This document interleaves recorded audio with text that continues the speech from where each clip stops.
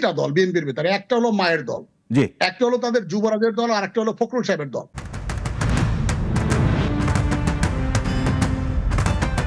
অসংখ্য ধন্যবাদ অ্যাডভোকেট রফিক শিকদার। শেষ মন্তব্য শোনার জন্য আবার আপনার কাছে ফিরবো।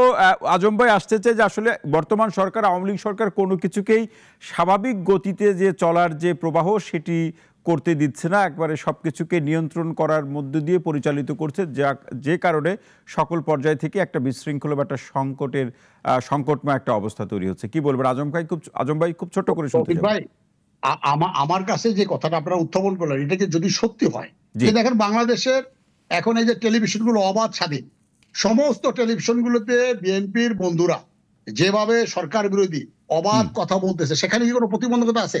দেখেন আজকের সমকাল আমার কাছে একটা নিউজ আছে, অদক্ষ নেতৃত্ব চাঙ্গা দলদলি ঢুকছে বিএনপি তাদের দলদলির কারণে, তাদের অদক্ষ নেতৃত্বের কারণে বিএনপি ধ্বংসের দ্বার প্রান্তে। এটা চাপিয়ে দিচ্ছে সরকারের উপরে, আওয়ামী লীগের উপরে। এটা তো আওয়ামী লীগের জন্য, বরঞ্চ আওয়ামী লীগের প্রচেষ্টায় বিএনপিটা এখনো টিকে আছে।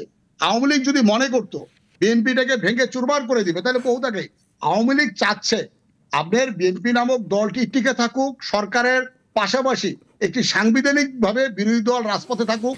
এখানে আজম ভাই আমরা হয়তো খুব বেশি সময় পাবো না, প্রশ্নটা অল্প করেই শুনতে চাইবো। সেটি হচ্ছে যে বিএনপি একটা স্বাধীন দল, তারা তাদের মতো করে চলবে, সেখানে আবার আওয়ামী লীগের প্রচেষ্টা বা অপচেষ্টা এর প্রয়োজনটা কোথায়?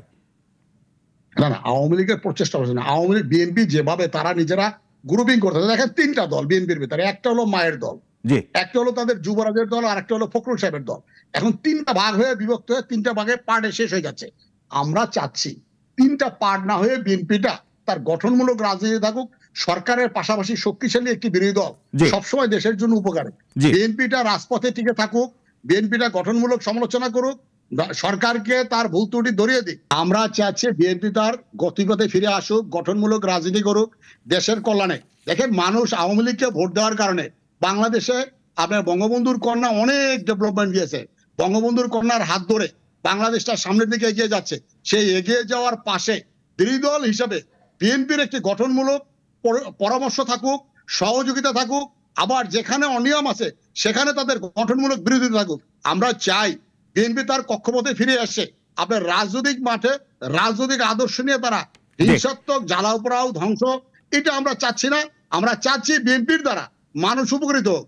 আমরা যেভাবে মানুষকে নিয়ে দেশের রাজনীতিটা করতেছি, বিএনপিটাও ঠিক তেমনি মানুষের কাছাকাছি যাক, সমস্ত নির্বাচনে অংশগ্রহণ করুক, বিএনপি নির্বাচনের অংশগ্রহণের মধ্য দিয়ে এটাই আপনি প্রত্যাশা করছেন। এবং সেক্ষেত্রে অ্যাডভোকেট রফিক শিকদার ভাই যেটি বললেন যে আসলে বিএনপিও তার যে গঠনতন্ত্র অথবা স্বাধীনভাবে যার যে কার্যক্রম পরিচালনা করার ক্ষেত্র, সেগুলো উভয় দলের ক্ষেত্রেই সেটি অব্যাহত থাকুক এবং